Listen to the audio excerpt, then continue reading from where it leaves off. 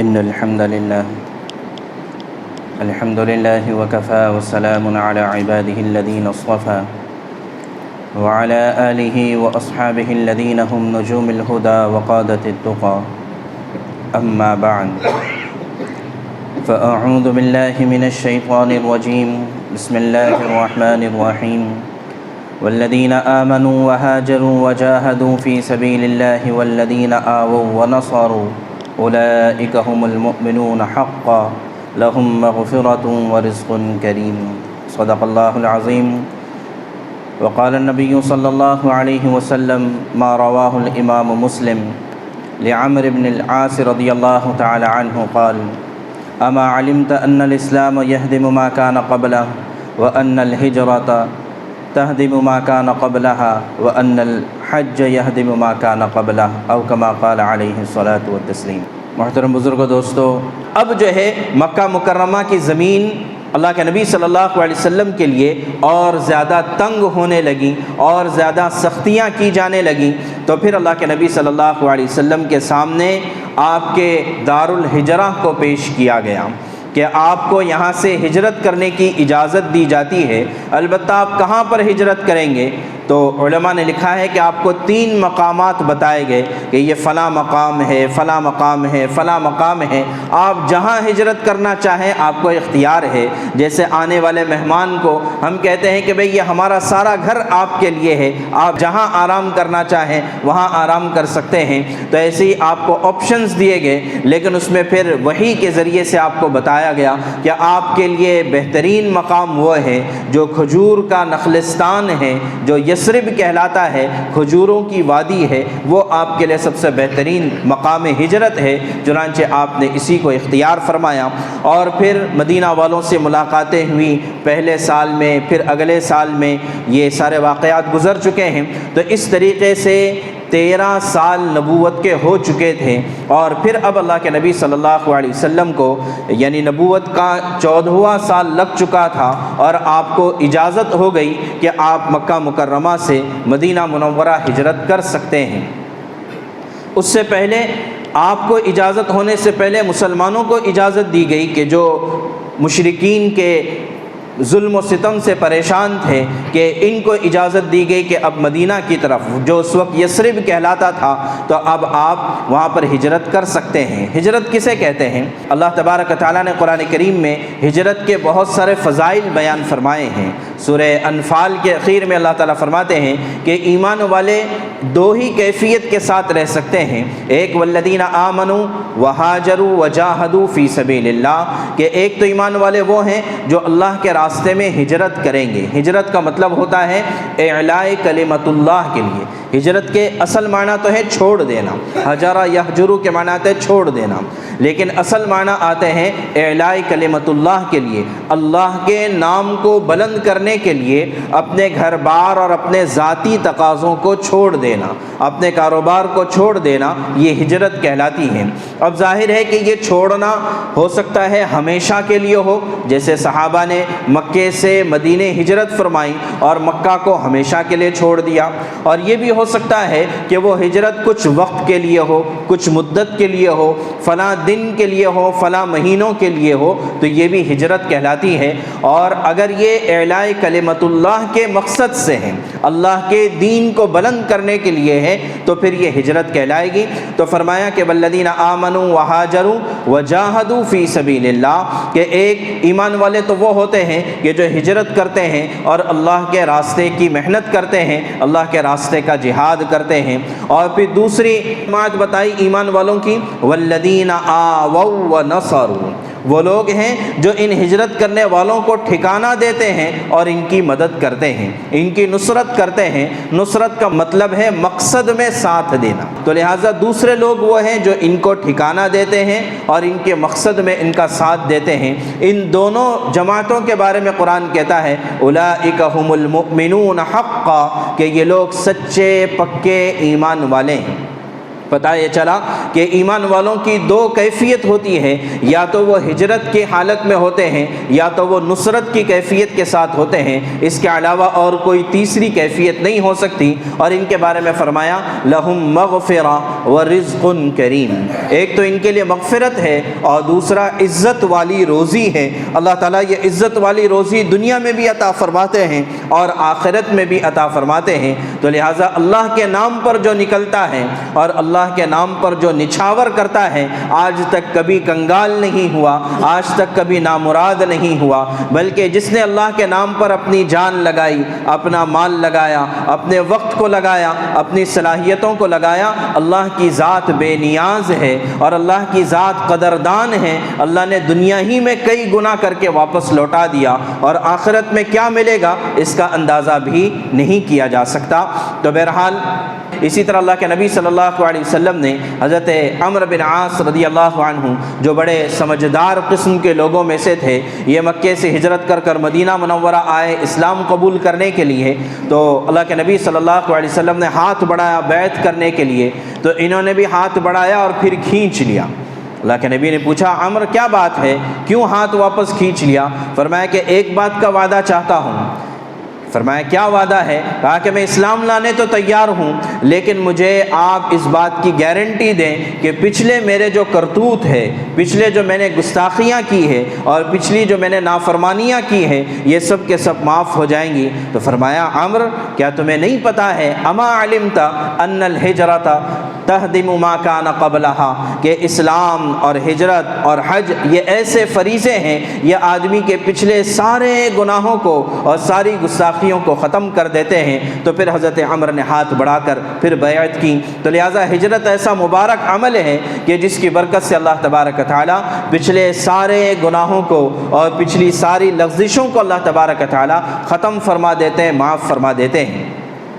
اسی طرح ہمارا جو یہ سیرت کا سلسلہ چل رہا ہے، دوبارہ تھوڑا سا اعادہ کرنے کے لیے کہ ہم نے کہا تھا کہ پوری سیرت کو 10 پوائنٹس میں اور 10 نکات پر یاد رکھنا آسان ہو جائے گا۔ تو لہٰذا پہلا پوائنٹ تھا اللہ کے نبی صلی اللہ علیہ وسلم کے دنیا میں آنے سے پہلے کے حالات۔ دوسرا پوائنٹ تھا آپ صلی اللہ علیہ وسلم کی ولادت اور آپ کی پرورش، پیدائش اور پرورش۔ تیسرا پوائنٹ تھا اللہ کے نبی صلی اللہ علیہ وسلم کی جوانی اور نکاح۔ چوتھا پوائنٹ تھا آپ صلی اللہ علیہ وسلم کی نبوت۔ پانچواں پوائنٹ تھا آپ صلی اللہ علیہ وسلم کا دعوتی اور مکی دور، یہ جو 13 سالہ مکی دور ہے اس کو بتایا تھا، اور اس میں خاص طور سے چھٹے نمبر پر تھا 2 اہم واقعات جو سن نبوی 10 کے بعد پیش آئے، ایک طائف کا دردناک واقعہ اور ایک معراج کا معجزانہ واقعہ، یہ دونوں چھٹے نمبر پر تھے۔ اس کے بعد 7ویں نمبر پر ہے اللہ کے نبی صلی اللہ علیہ وسلم کا ہجرت فرمانا۔ تو بہرحال آپ صلی اللہ علیہ وسلم کو اختیار دیا گیا کہ آپ ان 3 مقامات میں سے کسی ایک مقام پر ہجرت کر سکتے ہیں، اور پھر آپ کی تعیین کر دی گئی کہ آپ مقام یثرب کو اپنے لیے منتخب فرما لیں۔ اور پھر یثرب والوں سے ملاقات ہوئی، وہ مسلمان ہوئے، وہاں پر مصعب بن عمیر رضی اللہ عنہ اور عبداللہ ابن ام مکتوم کو بھیجا گیا، اور انہوں نے 1 سال ایسی محنت کی کہ ہر گھر میں اسلام کا تذکرہ اور اللہ کے نبی صلی اللہ علیہ وسلم کی دعوت پہنچ گئی۔ اب اللہ کے نبی صلی اللہ علیہ وسلم نے مسلمانوں کو اجازت دے دی کہ آپ مدینے کی طرف، اس وقت یثرب ہی کہلاتا تھا، یثرب کی طرف ہجرت کر سکتے ہیں۔ چنانچہ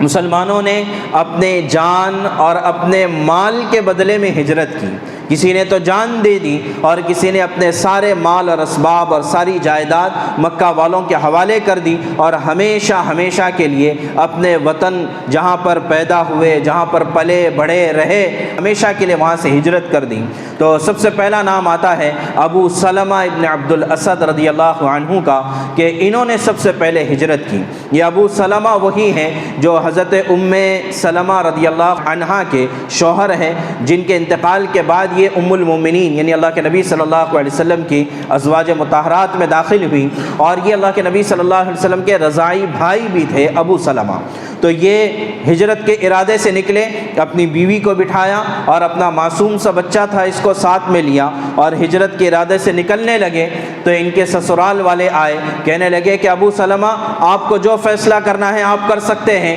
لیکن ہماری بیٹی کو آپ لے کر نہیں جا سکتے۔ چنانچہ جو ہے ان کی بیوی کو اونٹ سے ام سلمہ رضی اللہ عنہا کو اتارا اور کہا کہ آپ اس کو نہیں لے کر جا سکتے۔ یہ بات جب حضرت ابو سلمہ کے خاندان والوں کو پتہ چلی تو وہ دوڑ کر آئے اور ان سے جھگڑا کرنے لگے کہ ٹھیک ہے، تم اپنی بیٹی کو اگر لے کر جا سکتے ہو تو یہ بچہ ہمارے خاندان کا ہے، ہم اس کو لے کر جائیں گے۔ چنانچہ اب یہ 3 افراد تھے، تین جگہوں پر بٹ گئے،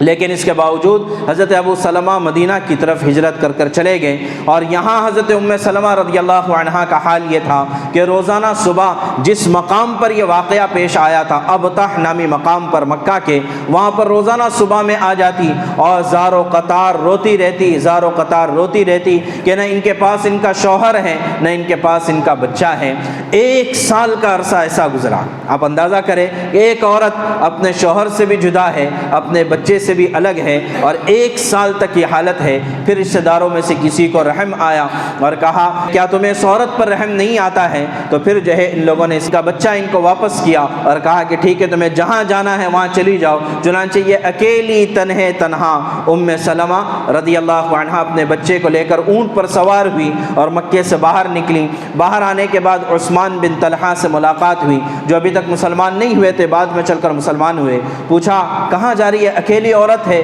کہاں جا رہی ہے؟ تو انہوں نے اپنی ساری داستان سنائی کہ مدینے کی طرف جا رہی ہوں۔ کہا کہ چلو میں چھوڑ کر آتا ہوں۔ حالانکہ 450 کلومیٹر کا فاصلہ ہے، اس زمانے میں تقریباً 8 دن لگتے تھے۔ تو عثمان بن طلحہ آپ کو لے کر قبا تک پہنچائے اور پھر وہاں سے آپ واپس لوٹ کر آئے۔ یہ ایک واقعہ تھا۔ اس کے علاوہ اور کتنے واقعات تھے کہ ہجرت کے موقع پر مشرکین مکہ نے روکا اور اسی طرح کہیں پر جان لی، کہیں پر مال لیا اور کہیں پر ستایا، پریشان کیا۔ صرف حضرت عمر رضی اللہ تعالیٰ عنہ تھے جنہوں نے کعبۃ اللہ میں جا کر اعلان کیا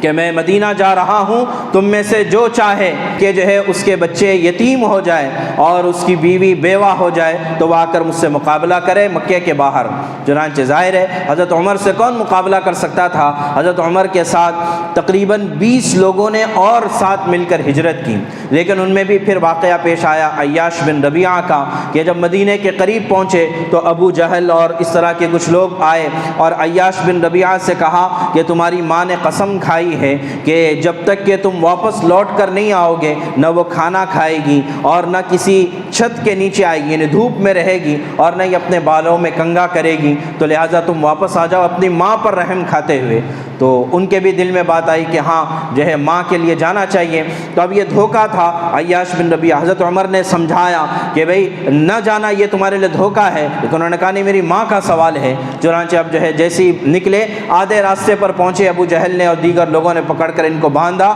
اور باندھ کر مکہ لے جا کر قیدی بنا دیا۔ تو اس طرح کے کئی واقعات پیش آئے، لیکن اس کے باوجود مسلمانوں نے ہجرت کرنا نہیں چھوڑی، یہاں تک کہ بات آتی ہے کہ مکہ میں صرف چند مسلمان، اللہ کے نبی صلی اللہ علیہ وسلم، حضرت ابو بکر اور حضرت علی رضی اللہ عنہم، یہ لوگ صرف بچے تھے، باقی تقریباً تمام مسلمانوں نے ہجرت کر لی تھی۔ اللہ کے نبی صلی اللہ علیہ وسلم ہجرت کے حکم کا انتظار فرما رہے تھے، چنانچہ حضرت ابو بکر رضی اللہ عنہ نے ہجرت کی اجازت چاہی، فرمایا کہ نہیں ابو بکر ابھی نہیں ہجرت کرنا ہے۔ تو حضرت ابو بکر سمجھ گئے کہ آئندہ ہجرت کا حکم ہونے والا ہے، تو اس لیے آپ نے 2 اونٹنیاں پالی جس کو 800 درہم میں خریدا تھا، اور اس کو ببول کے درخت کے پتے کھلاتے تھے تاکہ وہ مضبوط ہو اور اچھے طریقے سے سواری کے کام آ جائیں۔ دوسری طرف یہاں پر یہ ہوا کہ مکہ والوں نے ایک دن ایک مشورہ رکھا، ان کی پارلیمنٹ تھی دار الندوہ کے نام سے، جیسے کوئی بیٹھک ہوتی ہے، حجرہ ہوتا ہے، تو ایسے ہی ان کے بیٹھک کی جگہ تھی جو دار الندوہ کہلاتا تھا۔ تو وہاں پر یہ سب لوگ جمع ہوئے کہ محمد صلی اللہ علیہ وسلم کا کیا کرنا چاہیے، روزانہ کی تکلیفیں، روزانہ کے دشمنیاں، روزانہ کے جھگڑے، تو انہوں نے ہماری جماعت میں تفریق پیدا کر دی نعوذ باللہ، تو اب کیا کرنا چاہیے؟ تو اس کے لیے سب لوگ جمع ہوئے۔ تو اسی کے ساتھ ساتھ ایک بوڑھا شخص بھی دار الندوہ میں داخل ہوا۔ لوگوں نے پوچھا کہ آپ کون ہیں؟ اس نے کہا کہ میں نجد سے آیا ہوں، میں شیخ نجدی ہوں، اور ہو سکتا ہے تم کو کوئی اچھی رائے دے دوں۔ حالانکہ حدیث میں آتا ہے کہ وہ شیطان تھا جو انسانی شکل میں آیا تھا۔ اور پھر جب مشورہ شروع ہوا، کسی نے کہا کہ محمد صلی اللہ علیہ وسلم کا کیا کرنا چاہیے، کسی نے کہا کہ ایسا کرتے ہیں کہ ان کے گھر کا محاصرہ کر دیتے ہیں، اور محاصرہ کرنے کے بعد ان کا کھانا پانی یہ سب بند کر دیتے ہیں، یہاں تک کہ خدا نخواستہ یہ اندر ہی بھوکے پیاسے تڑپ تڑپ کر مر جائیں۔ تو شیخ نجدی نے کہا کہ نہیں، ایسا نہیں کرو، اس لیے کہ اگر چند دن گزریں گے تو ہو سکتا ہے کہ ان کے خاندان والے ابھر کر آئیں گے، یا مدینہ جو مسلمان چلے گئے ہیں ان کو پتہ چلے گا کہ ان کے نبی کو قید کیا ہوا ہے تو وہ آ کر حملہ کریں گے، یہ رائے درست نہیں۔ تو پھر کسی اور نے کہا کہ ٹھیک ہے، ایسا کرتے ہیں کہ ان کو مکے میں ہماری ہمیشہ ان کے ساتھ نوک جھوک ہوتی ہے، ایسا کرتے ہیں ان کو مکے سے نکال دے، وطن کر دیتے ہیں۔ تو شیخ نجدی نے کہا، جو شیطان تھا، اس نے کہا کہ نہیں، ایسا بھی نہیں کرو، اس لیے کہ اگر ان کو جلا وطن تم نے کر دیا تو یہ کہیں اور جا کر اپنی فوج بنائیں گے، اپنی جمعیت کو اکٹھا کریں گے اور ہو سکتا ہے تم پر حملہ کریں گے۔ تو پھر ابو جہل اٹھا، اس نے کہا کہ میری رائے سننی ہے تو سن لو، اور وہ یہ کہ ہم سب مل کر نعوذ باللہ محمد صلی اللہ علیہ وسلم کو قتل کر دیں گے۔ لیکن اس زمانے میں رواج یہ تھا کہ اگر کوئی کسی کو قتل کرتا تو اس کے بدلے میں اس کو بھی قتل کر دیا جاتا، اور اگر قتل کرنا ممکن نہ ہو تو 100 اونٹ کی دیت دینی پڑتی، 100 اونٹ کی رقم اس کو دینی پڑتی تھی۔ تو کہا کہ اس کا کیا کریں گے؟ تو ابو جہل نے کہا کہ اس کا ایسا کریں گے کہ قریش کے جتنے خاندان ہیں سب خاندان سے ایک ایک فرد کو لیں گے، اور وہ جا کر محمد صلی اللہ علیہ وسلم کو قتل کریں گے، تو اب قاتل ایک نہیں ہوگا، بہت سارے ہوں گے۔ پتہ چلا کہ کفر کا ایک ساتھ آ کر کسی ایک کو قتل کر دینا، چاہے اس کا نام جو ہے ہجومی قتل ہو یا موب لنچنگ ہو، یا آج کا نہیں ہے، پہلے سے چلا آ رہا ہے کہ سب مل کر ایک کو قتل کریں گے تو ایک پر الزام نہیں آئے گا، ظاہر ہے کہ اب سب کو تو اس کے بدلے میں قتل نہیں کیا جا سکتا، اور اگر جو ہے 100 اونٹ دینے کا مسئلہ آئے گا تو سب مل کر پیسہ جمع کریں گے اور 100 اونٹ کی قیمت نعوذ باللہ دے دیں گے۔ یہ پلان ہوا۔ شیخ نجدی نے کہا ہاں یہ رائے ہے، اس پر عمل ہونا چاہیے، لیکن عمل آج ہی کے رات میں ہوگا۔ تو اب جو ہے سب اس کے لیے تیار ہوئے۔ صبح صبح دار الندوہ میں یہ مشورہ ہوا، اور جیسے یہ لوگ تیاری کے لیے باہر نکلے، وہاں سے جبریل علیہ السلام تشریف لائے، اللہ کے نبی صلی اللہ علیہ وسلم آپ کو آج رات اپنے بستر پر آرام نہیں کرنا ہے، آپ کو ہجرت کا حکم ہو چکا ہے۔ چنانچہ اما عائشہ رضی اللہ عنہ فرماتی ہیں کہ عین دوپہر کے وقت میں اللہ کے نبی صلی اللہ علیہ وسلم ہمارے گھر تشریف لائے، حالانکہ اس وقت میں آنے کا معمول نہیں تھا۔ تو پوچھا حضرت ابو بکر نے کہ اللہ کے نبی آج اس موقع پر کیسے تشریف لائے؟ فرمایا کہ ابو بکر، ہجرت کا حکم ہو گیا ہے، تیاری کرنا چاہیے۔ چنانچہ یہ تیاری یہ طے ہوئی کہ ہمیں رات کے وقت میں یہاں سے نکلنا ہے، اور چھپ چھپا کر نکلنا ہے، اپنی جان کو بچا کر نکلنا ہے۔ ظاہر ہے کہ یہ مکے میں سارا اعلان خفیہ طور پر ہو چکا تھا کہ آج کی رات محمد صلی اللہ علیہ وسلم کو قتل کرنا ہے۔ چنانچہ رات جیسے ہوئی، اللہ کے نبی صلی اللہ علیہ وسلم نے اپنے بستر مبارک پر حضرت علی رضی اللہ تعالی عنہ کو لٹایا اور کہا کہ علی، آرام سے سو جانا، یہ تمہیں پریشان نہیں کریں گے۔ صبح اٹھنے کے بعد میرے پاس یہ جو امانتیں ہیں مکہ والوں کی، حالانکہ آپ کو نبی نہیں مانتے تھے لیکن آپ کو صادق اور امین ضرور مانتے تھے، کہا کہ یہ مکہ والوں کی امانتیں ہیں، ان کو پہنچا دینا ان تک، اور پھر اس کے بعد تم ہم سے آ کر مل لینا۔ چنانچہ حضرت علی رضی اللہ عنہ فرماتے ہیں کہ سب سے زیادہ چین اور سکون والی میری یہی رات تھی جس میں اللہ کے نبی نے کہا تھا کہ تمہیں کچھ نہیں ہوگا اور تمہیں آ کر ہم سے ملاقات کرنا ہے۔ تو ظاہر ہے تو حضرت علی کو سلایا، حضرت علی رضی اللہ عنہ نے آپ کی سبز چادر اوڑھ لی جو آپ اوڑھا کرتے تھے، اور آپ جیسے ہی رات کا اندھیرا ہوا، اس لیے کہ یہ طے ہوا تھا کہ رات کے وقت میں گھر میں گھس کر قتل نہیں کریں گے، اس لیے کہ عربوں میں کچھ نہ کچھ خوبیاں ضرور تھیں، تو ان کے یہاں پر بہادری ایک بہت بڑی چیز تھی، تو کسی کے گھر میں گھس کر قتل کرنا یہ بزدلی سمجھی جاتی تھی۔ تو ان کا کہتا ہے کہ صبح سویرے جیسے ہی یہ نکلیں گے تب قتل کریں گے، اور آدھی رات کو گھیرا کر کر رکھ دیں گے۔ چنانچہ آپ کے گھر کے اطراف میں گھیرا ہو گیا، محاصرہ ہو گیا، اور اللہ کے نبی صلی اللہ علیہ وسلم باہر نکلے، اور قرآن کریم کی سورہ یاسین کی آیت پڑھی، اور یاسین کی آیت پڑھتے ہوئے آپ نے مٹی اٹھائی اور ان کی طرف پھینکا، جس سے ان کے آنکھیں اوجھل ہو گئی، اور اللہ کے نبی صلی اللہ علیہ وسلم ان کے پاس سے سامنے سے گزرے، لیکن اللہ تبارک و تعالیٰ نے پردہ ایسا ڈال دیا کہ ان کو کچھ نظر نہیں آیا۔ آپ حضرت ابوبکر کے پاس گئے، حضرت ابوبکر کو ساتھ لیا، اور یہ دونوں اس طریقے سے باہر نکلے کہ پتہ تھا کہ پیچھے سے کھوج ہونے والی ہے، لوگ تلاش کے لیے آئیں گے۔ تو دیکھیے اللہ کے نبی صلی اللہ علیہ وسلم نے ایک پلان بنایا کہ ہجرت کا بھی جو سفر ہوگا تو اس کے لیے رخ متعین کرنا ضروری ہے اور اسباب کا اختیار کرنا ضروری ہے۔ چنانچہ اگر آپ نقشہ اٹھا کر دیکھیں تو دیکھیں یہاں پر مکہ مکرمہ ہے اور یہاں پر مدینہ منورہ ہے۔ مدینہ منورہ شمال کی طرف ہے، مکے سے شمال کی طرف ہے، نیچے مکہ ہے، اوپر مدینہ منورہ ہے، اور مکے کے نیچے یہاں پر یمن ہے۔ تو اللہ کے نبی صلی اللہ علیہ وسلم عقل کا تقاضا یہ تھا کہ آپ مکے سے شمال کی طرف یعنی مدینہ کی طرف آپ رخ کرتے، لیکن آپ نے یمن کی طرف رخ کیا، اور تھوڑے دور پر مکے سے تھوڑے فاصلے پر یمن کی طرف ایک پہاڑ ہے سور نامی، تو غار سور پر آپ چلے گئے، وہاں پر 3 دن قیام کیا، اور پھر اس کے بعد ساحلی راستے سے جو معروف راستہ تھا اس کو چھوڑ دیا، غیر معروف راستے سے آپ مدینہ منورہ کی طرف نکلے۔ تو دیکھیے کتنی پلاننگ تھی کہ پتہ تھا کہ لوگ آئیں گے اور یہ سب تلاش کریں گے، تو اس لیے پہلے ہی حفظ ما تقدم، پہلے ہی اپنی حفاظت اور پہلے ہی اپنے لیے تمام چیزوں کو اختیار کیا۔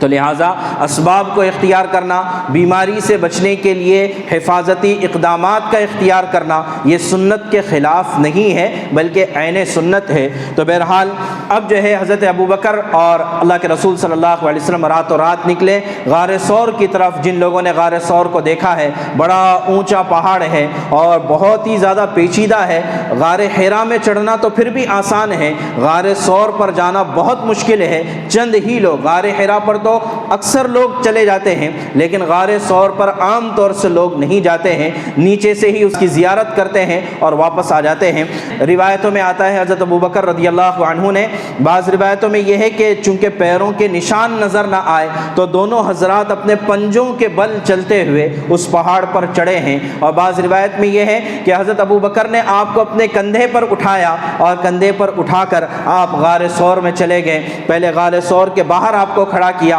اندر جا کر ساری صاف صفائی کر دی، اور صاف صفائی کر کے جو بل تھے، جو سوراخ تھے، ان کو اپنی پگڑی سے بند کر دیا، اور ایک سوراخ باقی تھا وہاں پر اپنا پیر رکھ دیا، اور اللہ کے نبی صلی اللہ علیہ وسلم کو اندر بلایا اور فرمایا کہ آپ میرے گود میں آرام کریں۔ چنانچہ اللہ کے نبی صلی اللہ علیہ وسلم صدیق اکبر کے گود میں آرام فرما رہے تھے کہ اچانک حضرت ابوبکر کو محسوس ہوا کہ کوئی ڈنک مار رہا ہے اور کوئی ڈس رہا ہے، لیکن اللہ کے نبی صلی اللہ علیہ وسلم کی نیند مبارک خراب نہ ہو تو آپ جیسے کہ ویسے ہی برداشت کرتے رہے، یہاں تک کہ آنسو نکلے، اور اللہ کے نبی صلی اللہ علیہ وسلم نے محسوس کیا، پوچھا ابوبکر کیا بات ہے؟ فرمایا کہ کوئی چیز مجھے ڈنک مار رہی ہے۔ اللہ کے نبی صلی اللہ علیہ وسلم فوراً اپنا لعاب مبارک نکال کر حضرت ابوبکر کے زخم پر لگایا، اور علماء نے یہ بات بھی لکھی ہے کہ حقیقت میں وہ سانپ تھا یا بچھو تھا، وہ اصل میں اللہ کے نبی صلی اللہ علیہ وسلم کی زیارت اور دیدار کرنا چاہتا تھا، اور حضرت ابوبکر کا پیر اس کے اوپر تھا، اس لیے اس نے ڈنک مارا شوق دیدار میں۔ تو بہرحال یہ سارے نکات علماء نے لکھے ہیں۔ اب جو ہے اس کے بعد مکہ مکرمہ میں کھوج شروع ہوئی اور اعلان ہوا کہ جو بھی محمد صلی اللہ علیہ وسلم کا پتہ بتا دے گا یا زندہ یا مردہ لے کر آئے گا نعوذ باللہ، تو اسے 100 اونٹ دے دیے جائیں گے۔ 100 اونٹ کا اعلان کر دیا گیا۔ چنانچہ اب اس کے بعد کے جو واقعات، اور پھر یہ کہ اللہ کے نبی صلی اللہ علیہ وسلم نے جو ہجرت کا راستہ اختیار فرمایا اور اس میں کیا کیا واقعات پیش آئے، اللہ نے چاہا انشاءاللہ اس کا تذکرہ کریں گے۔ بتایا یہ چلا کہ ہجرت ایسا عمل ہے کہ جس کے بعد اللہ تبارک تعالیٰ کی طرف سے نصرت کا وعدہ ہے، اور تمام صحابہ نے ہجرتیں کی، اور تقریباً انبیاء اکرام علیہم السلام نے ہجرت کی۔ حضرت ابراہیم علیہ السلام، حضرت لوط علیہ السلام، حضرت یعقوب علیہ السلام، حضرت یوسف علیہ السلام اور حضرت موسیٰ علیہ السلام، غرض یہ کہ ان تمام حضرات نے ہجرت کی۔ تو لہٰذا ہم بھی یہ نیت کر لیں، ہم بھی یہ ارادہ کریں کہ انشاءاللہ اللہ کے دین کی سربلندی کے لیے اور اللہ کے نام کا کا پیغام پہنچانے کے لیے کم و بیش اوقات کے لیے، دیر اور دور کے لیے جتنا اللہ تبارک و تعالیٰ نے ہمیں ہمت، طاقت اور صلاحیت دی ہے، ضرور ہجرت والے عمل کو کریں گے انشاءاللہ۔ اللہ تبارک و تعالیٰ ہم سب کو کہنے سننے سے زیادہ عمل کی توفیق عطا فرمائے۔ یا رب صلی وسلم دائما ابدا علی حبیبک خیر الخلق کلہم۔